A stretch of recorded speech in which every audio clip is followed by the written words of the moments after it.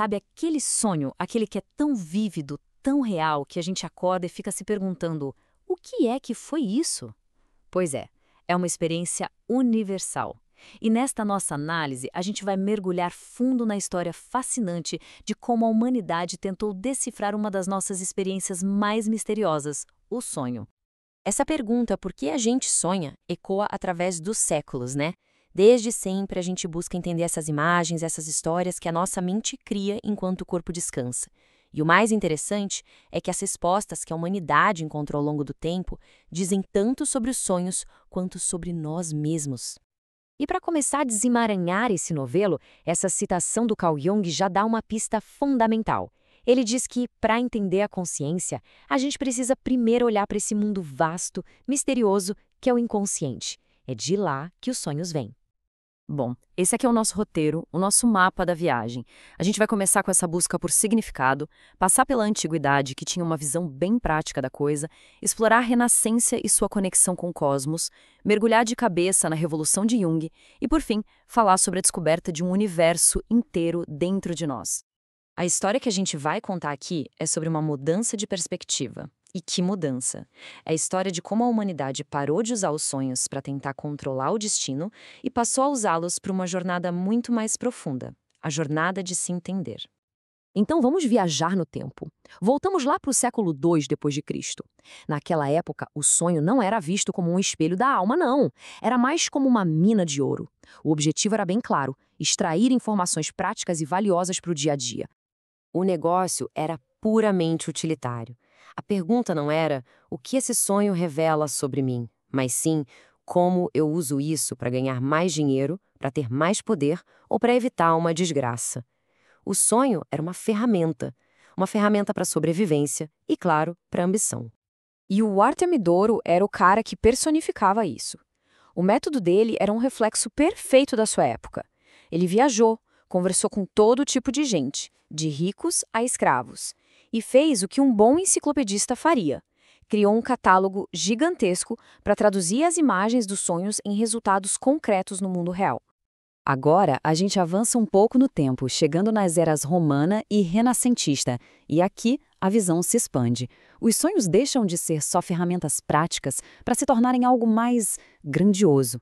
Eles passam a ser vistos como uma conexão com uma ordem cósmica, uma ordem filosófica. Olha só que interessante.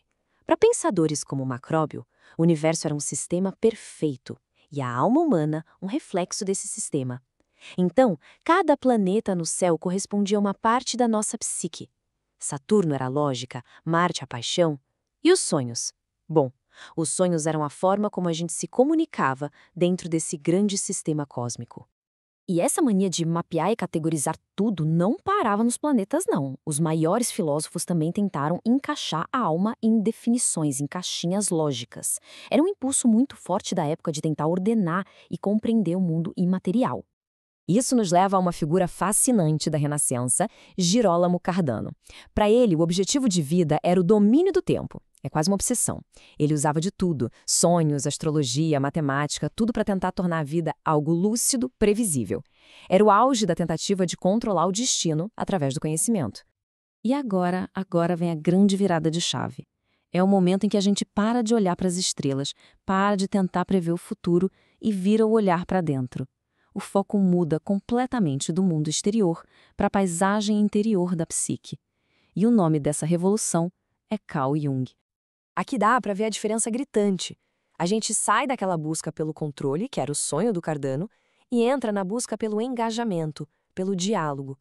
Com Jung, a meta não é mais manipular o futuro, é, na verdade, aprender a ouvir e a responder ao que o nosso mundo interior está tentando nos dizer.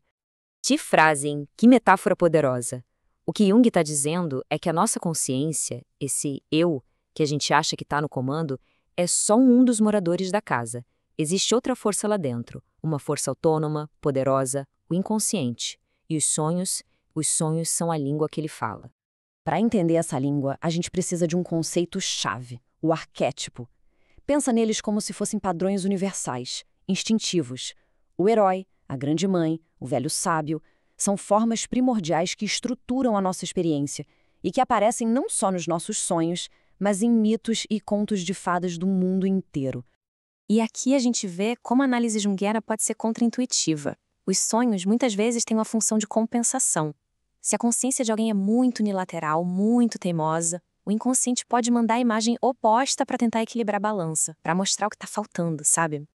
Vamos pegar um exemplo prático. Jung contou sobre esse sonho, um sonho aterrorizante, em um de seus seminários. Imagina a abordagem do Artemidoro para isso. E agora, vamos ver como a visão de Jung é completamente diferente. Pois é, a resposta de Jung surpreende todo mundo. Foge de qualquer manual de interpretação de sonhos. Ele não busca um símbolo simples. Ele conecta o sonho a um evento psíquico muito mais complexo, telepatia. Isso mostra a mudança radical. A gente sai da tradução de símbolos para a exploração de fenômenos profundos da psique. O método de Jung era quase como o de um cientista, um anatomista comparativo. Primeiro, ele isolava a imagem principal do sonho. Depois, ele ia buscar paralelos em mitos, no folclore, nas religiões do mundo todo.